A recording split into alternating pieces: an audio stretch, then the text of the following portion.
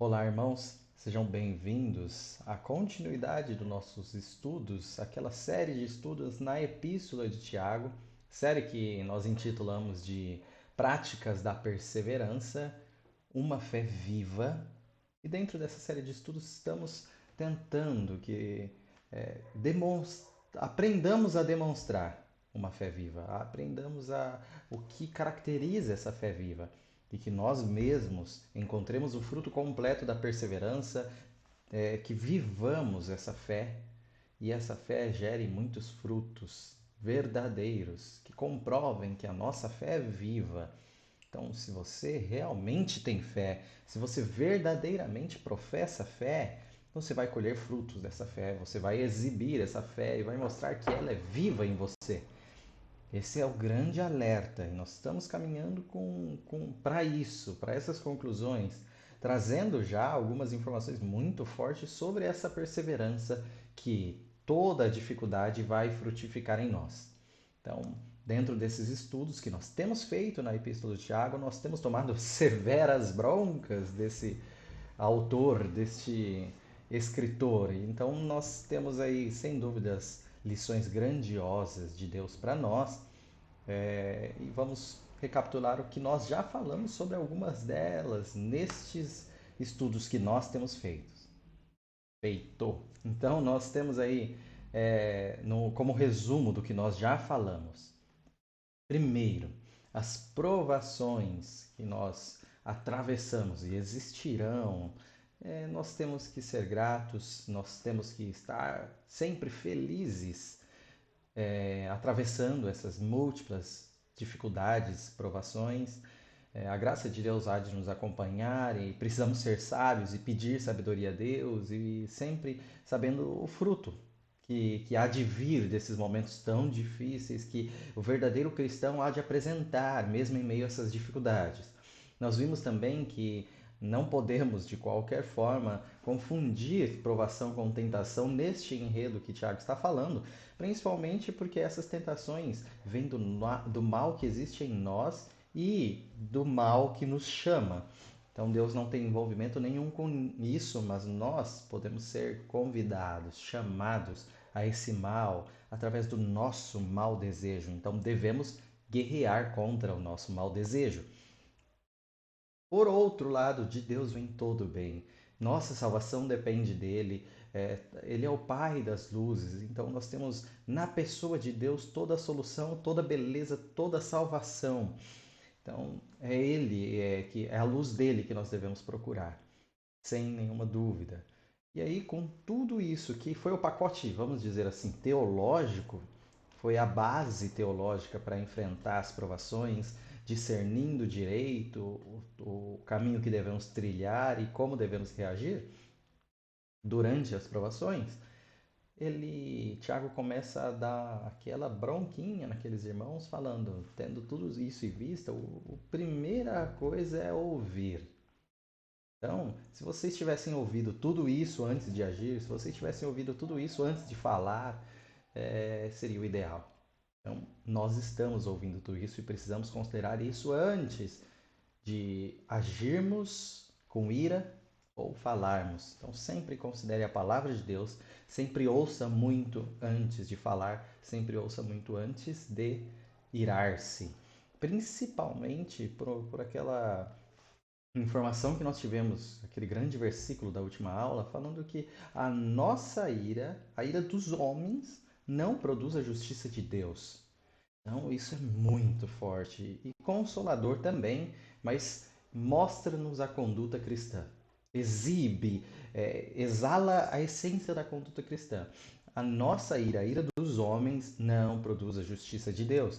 E esses estudos são tão, mas tão valorosos para o nosso dia a dia, que hoje em dia, por exemplo, se surge uma injustiça, se surge uma dificuldade, tão logo a ira dos homens se acende e eles acham que estão promovendo a justiça de Deus. Pessoas saem com motivos justos, badernando, destruindo, exibindo a sua ira contra a injustiça. Mas isso não é a justiça de Deus, isso é só a ira dos homens. E nós precisamos ter noção disso. Se você quer aplicar a sua ira tão sábio, tão acima moralmente de todos, saiba que isso não é a justiça de Deus. Você está muito longe da justiça de Deus. Então, tendo isso em mente, esse grande ensinamento, nós vemos que tudo que nós temos aprendido com Tiago é atual. Então, o Espírito Santo, ao promover ali nesse enredo, nessa epístola, tudo isso a nós nos ensina muito hoje, nos ensinou aqueles irmãos, ensina em toda a história. Então, realmente é sabedoria de Deus para as nossas vidas. Então, prosseguindo nesse mesmo ritmo, prosseguindo nessa sentido de raciocínio, nós temos Tiago 1:21, de onde nós paramos, e vamos à leitura deste versículo. Portanto, livrem-se de toda impureza moral e da maldade que prevalece, e aceitem humildemente a palavra implantada em vocês, a qual é poderosa para salvá-los. Nós temos então, vamos separar esses versículos, vamos definir aí uma separação. Portanto, e esse portanto nos traz uma continuidade no texto, sem dúvida, é por este motivo. Então, com mais uma das conclusões das várias que nós temos mediante a ensino anterior.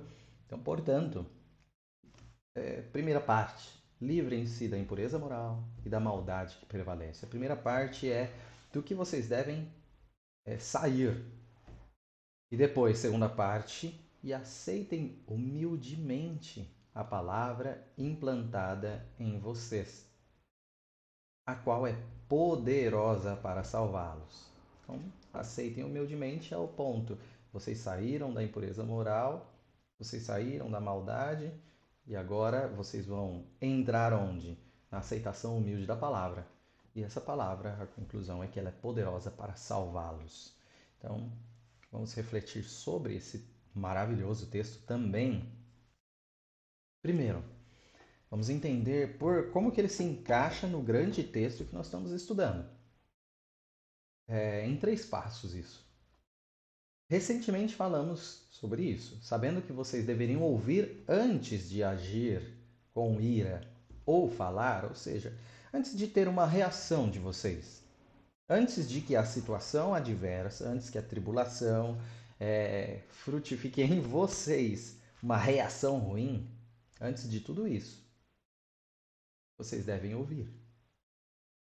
E aí, o ponto que é ouvir o quê? É aquele recorte desde o versículo 5 até o versículo 18, falando, depois de ouvir isso, depois de ouvir todo esse embasamento de como enfrentar as dificuldades, como enfrentar as tribulações, em específico as provações, mesmo que haja aí pelo mal que há em nós alguma tentação no meio disso, mas não vem da parte de Deus.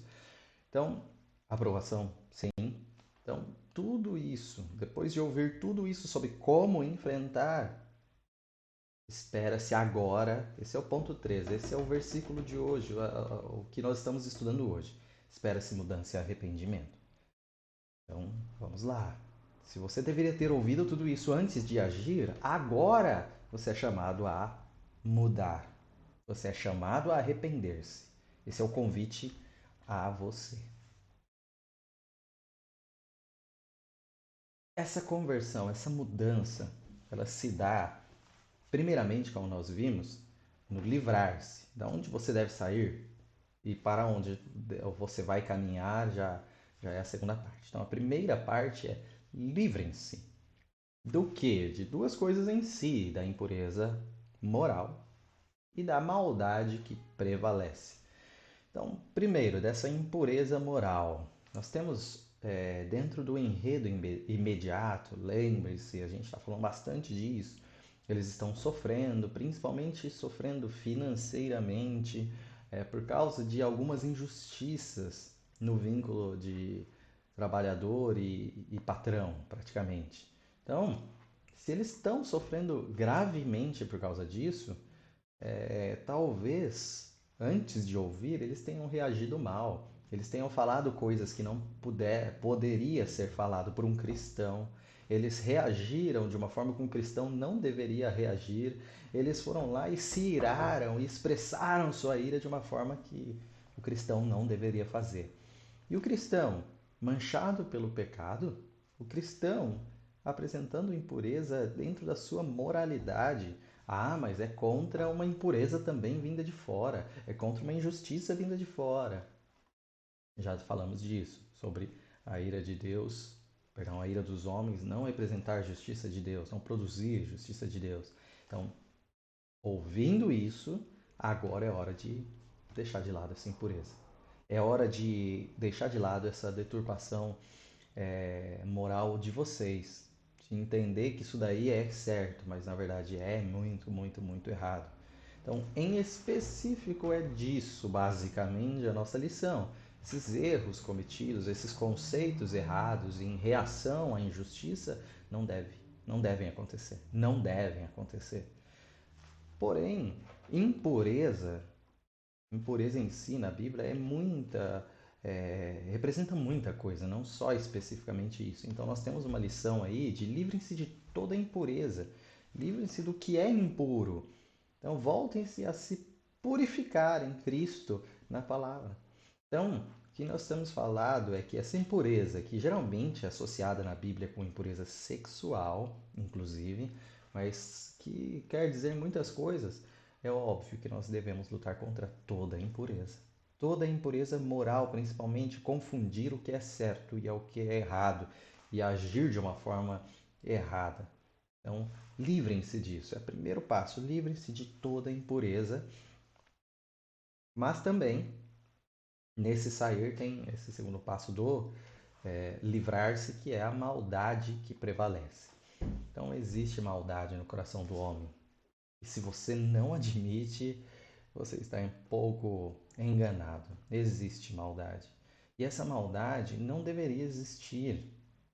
Não deveria. É um erro, uma desconstrução do original. Então, é uma distorção daquilo que nós fomos criados para ser, para glorificar a Deus. Então, essa maldade, na verdade, deveria ser extinta na redenção que nós temos. Essa maldade, ela é pela cruz extinta, sem dúvida. Só que lembrem-se, essa maldade, por mais que a cruz vença a maldade, ela vence a condenação na maldade. Vamos falar sobre isso ainda hoje, mas não, ainda existe maldade, ainda existe resquício de um velho homem em nós, ainda existem resquícios de uma velha vida, até naquele que crê em Cristo. Então nós somos salvos, mas estes salvos ainda têm uma maldade que insiste em prevalecer neles, uma impureza que insiste em existir neles. Então me entendam, nós, até quem professa Cristo como Senhor, vive como? Vive em arrependimento, vive em entender que nós ainda somos falhos, vive em combater esses pecados, vive em encarar seriamente a guerra contra o mau desejo que ainda existe em nós, como nós já falamos. Então, ainda tem uma maldade que prevalece às vezes e não deve prevalecer, ainda tem um resto de maldade, ainda tem um transbordar de maldade, infelizmente. Mas essa impureza, vamos deixar de lado. Essa maldade, vamos sair dela, vamos livrar-se. Esse é o chamado. Livrem-se. Quantos de nós sofrem severas batalhas dentro de si para se livrar dessa impureza que ainda existe, dessa maldade que ainda prevalece? E às vezes fingem que não está acontecendo nada. Vamos encarar essa guerra, vamos encarar juntos, essa batalha contra a impureza e o mal. E aí, se a gente tira isso de nós, não fica vazio, vamos dizer assim, nós temos algo em substituição. Nós temos algo que substitui em nós, que nós tiramos e agora completa, que é a palavra de Deus.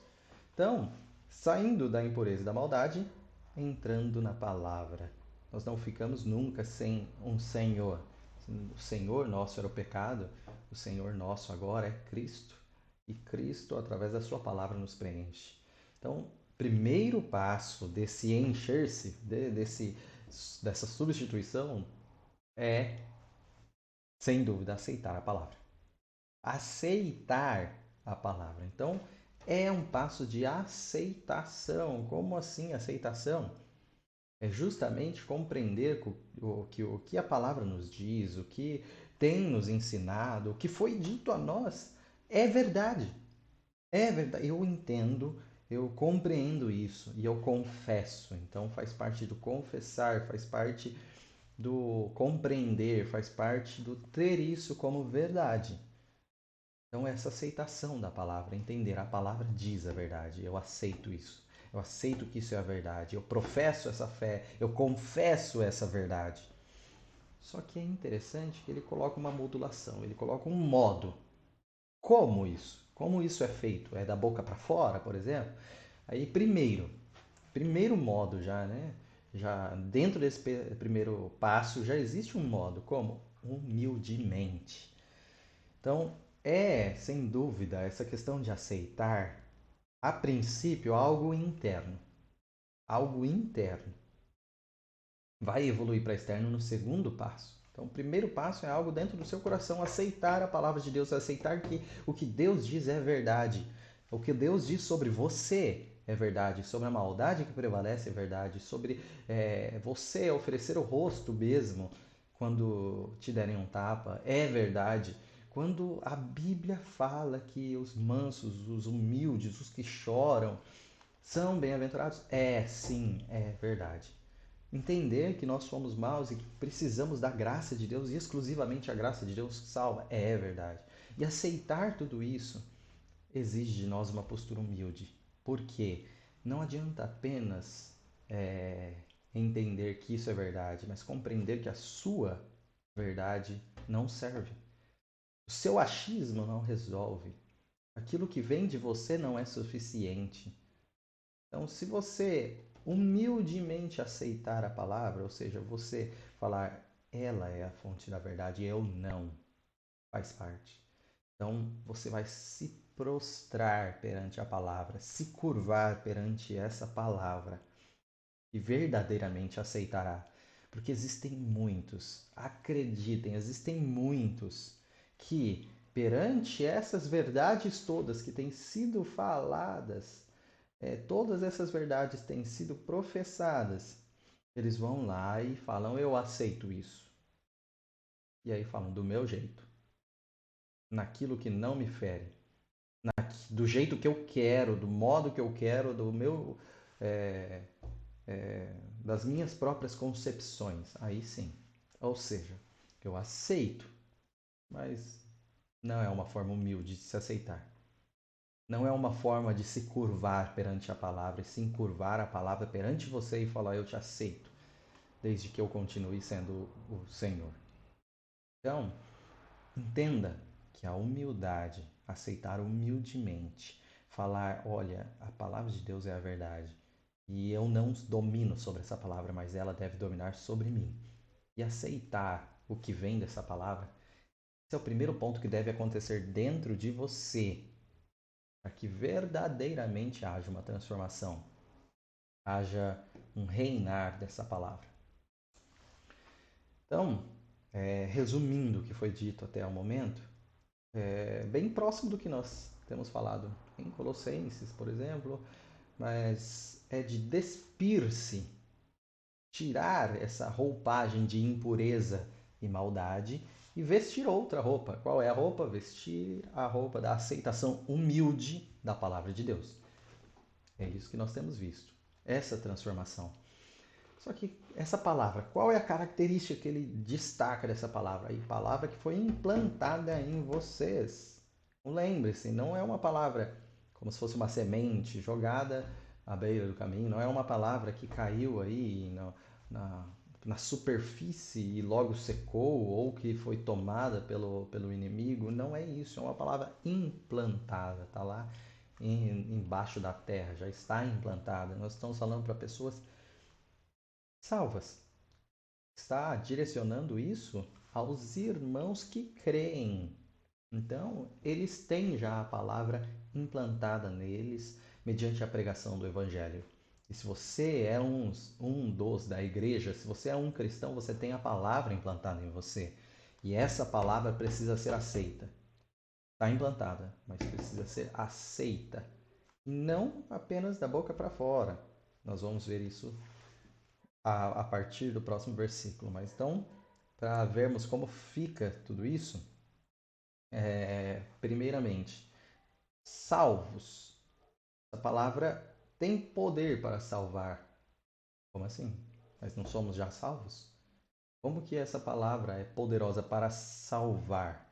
Essa palavra que foi implantada em nós é poderosa para salvar. Se nós somos salvos, como vai nos salvar? Lembremos, dentro da fé cristã, principalmente aí a fé reformada, nós defendemos três estágios da mesma e exclusiva e única salvação, pela graça mediante a fé. Qual é? Primeiro passo, imediato, salvação da condenação do pecado. Então, a partir de que você foi salvo, primeiro passo, primeiro tempo, vamos chamar de tempo passado, você foi salvo da condenação. Não há mais condenação para quem está em Cristo. Segundo passo, e esse é o processo da vida do cristão, salvo do poder do pecado. Salvo do poder do pecado. Então, o pecado não deve ter poder sobre vós. E vocês vão mortificar o pecado, combater o pecado que ainda existe. Infelizmente, o velho homem ainda existe. Então, processo de santificação durante toda a vida do cristão. E a partir de que cessa-se esse combate em vida, nós vamos até Deus, onde a presença do pecado será extinta.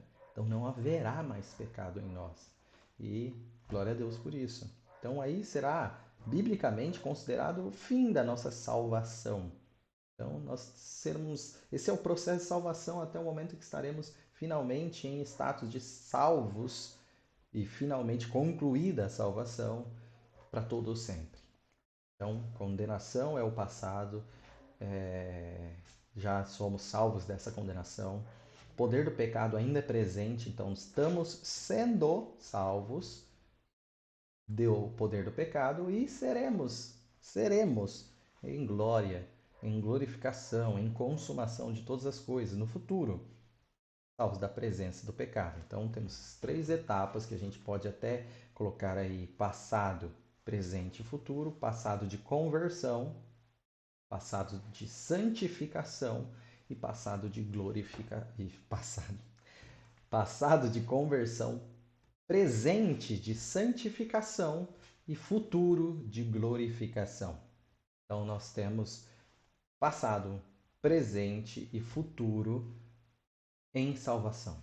Nossa salvação é tudo isso. Então a Bíblia vai apresentar aspectos, quando fala de salvação, de um desses tempos sempre. Então esse processo todo não se refere apenas ao passado, mas do ponto de vista de Deus, tudo isso está garantido pela graça. Tudo isso está garantido por Ele pela graça. Então por isso ele está falando dentro do nosso tempo que essa palavra que tem poder para concluir essa obra, porque Cristo é o alfa e o ômega dessa obra. Cristo é o alfa e o ômega da nossa salvação, início e o fim da nossa salvação, e aquele que iniciou completará essa salvação em nós. Então há de ser completa essa salvação. Então essa palavra tem esse poder. É nessa palavra que confiamos para até não só este processo de santificação, mas para chegarmos à glorificação, tal como já somos salvos, ou seja, já fomos convertidos. Então, lembrem-se disso, a salvação se dá nesses três tempos, passado, presente e futuro. Então, vamos ler de novo o versículo 21 para entender como isso aí está explícito para nós. Portanto, livrem-se de toda impureza moral e da maldade que prevalece. Aceitem humildemente a palavra implantada em vocês, a qual é poderosa para salvá-los. Belíssimo versículo. E aí ele prossegue, 22. Sejam praticantes da palavra, e não apenas ouvintes, enganando-se a si mesmos.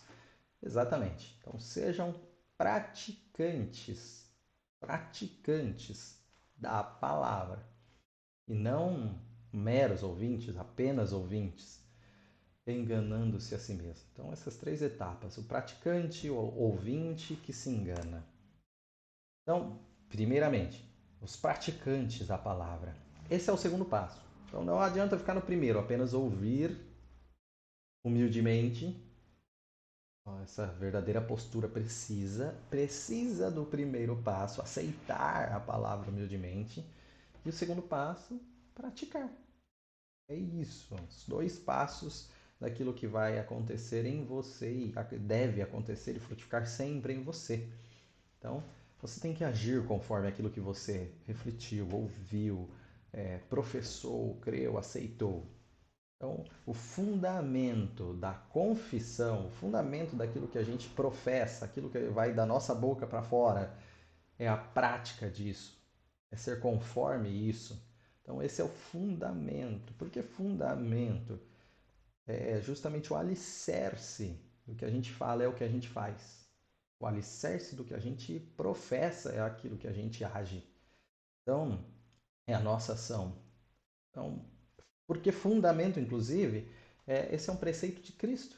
O próprio Jesus, como descrito no Evangelho, fala que quem ouve a palavra de Jesus e não pratica é como se construísse sua casa na areia. E aquele que ouve e pratica, constrói na rocha. Então é o fundamento, o alicerce é a prática.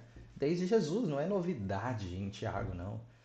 Isso aqui é preceito bíblico.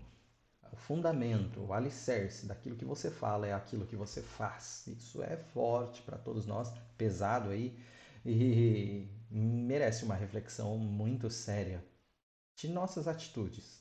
Não apenas só aquilo que sai da sua boca, mas como profissão de fé, vamos dizer, sai da sua boca na igreja também, né?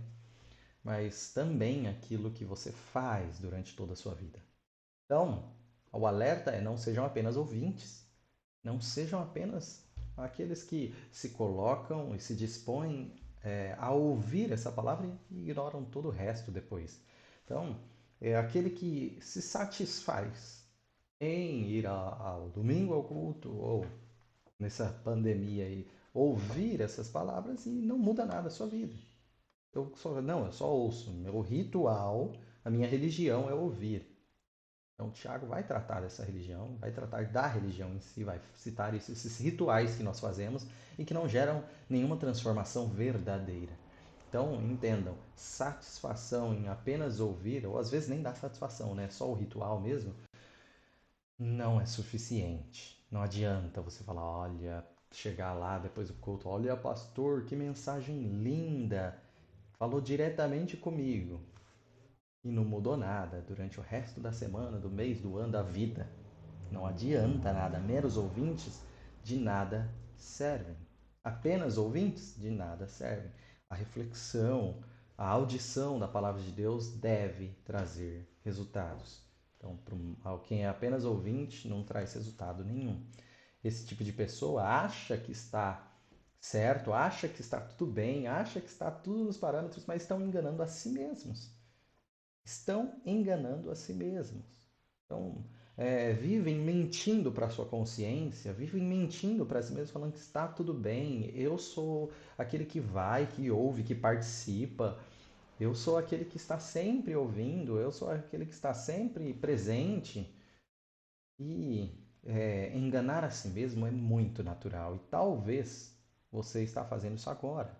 Enganando a si mesmo, falando que acredita em tudo isso. Enganando a si mesmo, dizendo que aceita. E da boca para fora, garantindo que aceita. E sua vida ainda está a mesma.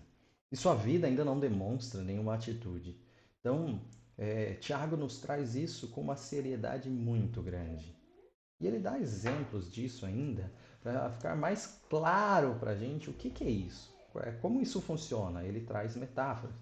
Então, Tiago 1, de 23 a 25, trazem esses versículos, nos trazem uma explicação, uma aplicação de como isso acontece. Então, Tiago 1, de 23 a 25 diz: aquele que ouve a palavra, mas não a põe em prática, é semelhante a um homem que olha a sua face num espelho. e, depois de olhar para si mesmo, sai e logo esquece a sua aparência. Mas o homem que observa atentamente a lei perfeita que traz a liberdade e persevera na prática dessa lei, não esquecendo o que ouviu, mas praticando-o, será feliz naquilo que fizer. Como ele traz esses versículos inspiradores aí para nós, explicando um pouco sobre essas grandes diferenças entre aquele que não pratica e aquele que pratica. Ambos ouvem, mas só um dos dois personagens aí pratica.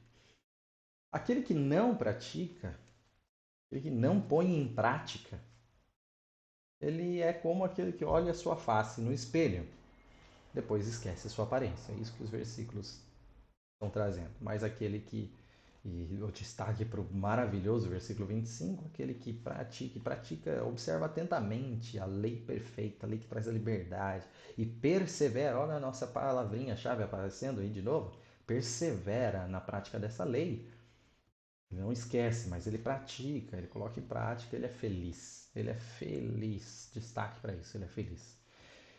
Então, esse primeiro personagem aí para reflexão, primeiro, ele ouve, lembra, os dois são ouvintes.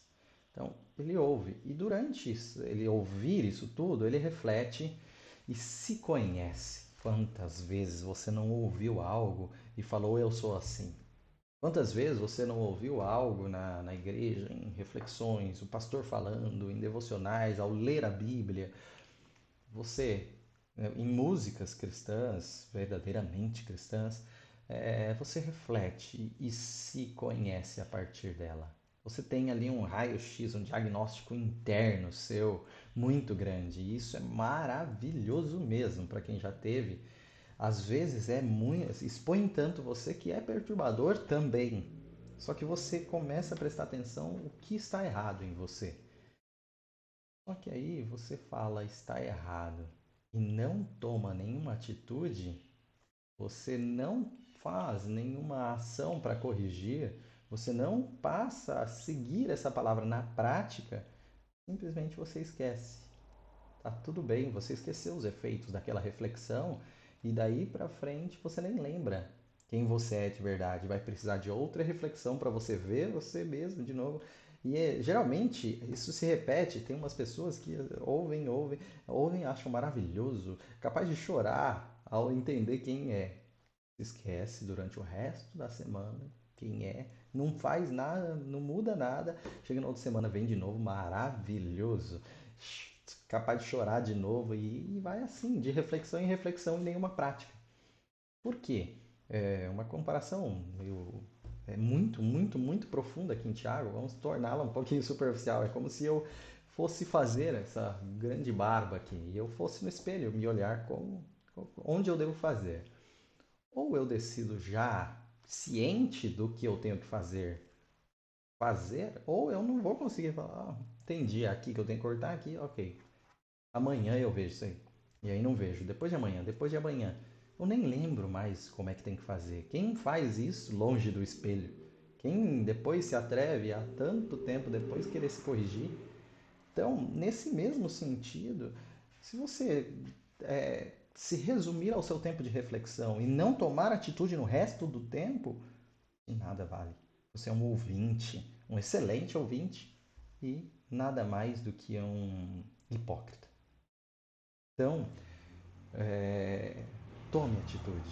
Corrija-se imediatamente. É, com todas as suas forças, lute para seguir a palavra. Esse é o convite. Esse é o convite da graça para você. Então, esse é o que persevera. O que persevera, ele pratica. Então, ele vê e reflete, mas ele decide praticar. Ele aceitando, ele passa a lutar para fazer conforme. E a partir de que ele faz conforme, ele começa a agir, ele é feliz. Vamos fazer alguns adendos aí, é especial isso daí pra gente. Por quê? Pratica a lei. pratica a lei. E essa lei não é qualquer lei. Porque lembrem-se, o público original são os judeus convertidos ao cristianismo. Então, se tem um público para você falar siga a lei e entender errado, facilmente é o público judeu. Porque eles acreditavam que a salvação viria da lei. Eles, por muito tempo, se dedicaram ao cumprimento hipócrita, mas cumprimento insuficiente, mais cumprimento da lei que na cabeça deles de algum jeito ia salvá-los e mostrar que eles são melhores. Então, é um risco, né? Falar cumprimento da lei, em vez de continuar usando a palavra, se em vez de falar façam o que diz a palavra, não, ele diz a lei.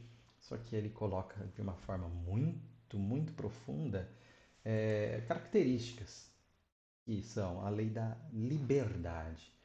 A lei onde tem liberdade. Então, é o Evangelho, simplesmente o Evangelho. Então, a lei que verdadeiramente vigora para nós é a lei de Cristo, que não, de forma alguma, anula a lei, mas interpreta ou mostra a verdadeira interpretação da lei, mostra que o Espírito Santo nos ensina a lei, e a lei, o que se resume toda a lei? Amar a Deus sobre todas as coisas, ao próximo como a ti mesmo. Então não é uma lei ultrapassada, é a verdadeira lei. A verdadeira lei. A lei do amor.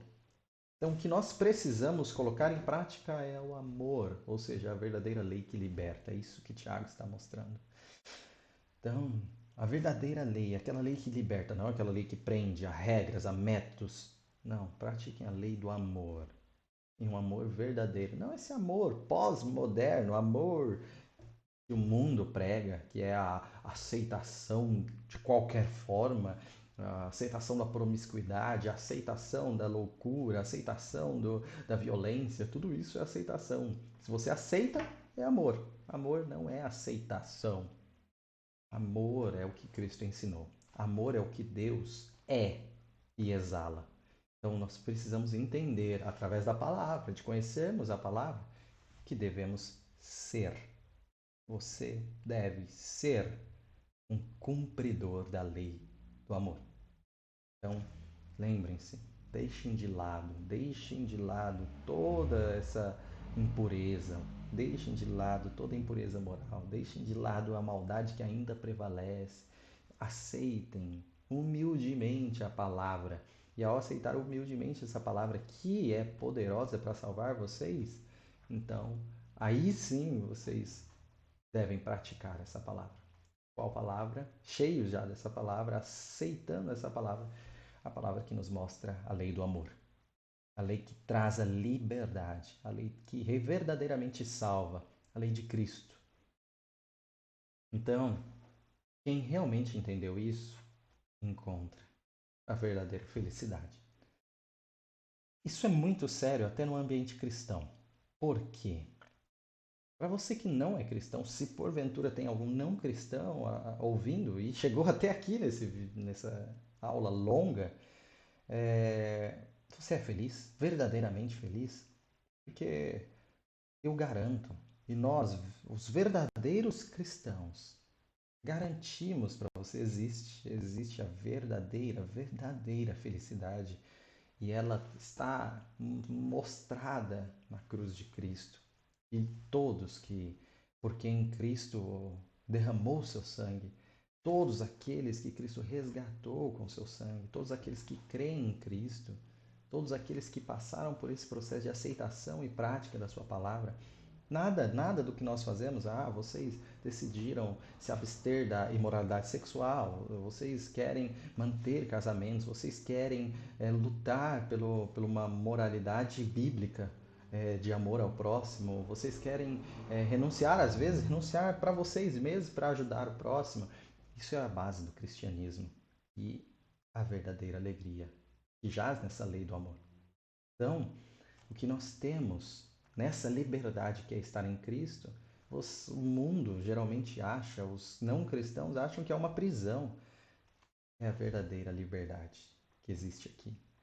E agora, o problema é que em muitas famílias cristãs lidam muito com isso, lidam com essa situação. Qual situação? A situação de que, independente do nível de alegria, felicidade, verdadeira felicidade da prática cristã, da aceitação cristã da família, tem um membro da família que viveu todo esse tempo junto na igreja, professa a mesma, aceita, às vezes não tão humilde, mas aceita toda essa palavra. E aí, simplesmente fala que nunca foi feliz ali dentro. Quem já passou por isso? Muitas famílias passaram. E vê familiares que sempre estiveram com eles na igreja, mas porque eles se atentaram à lei, mas não à lei da liberdade.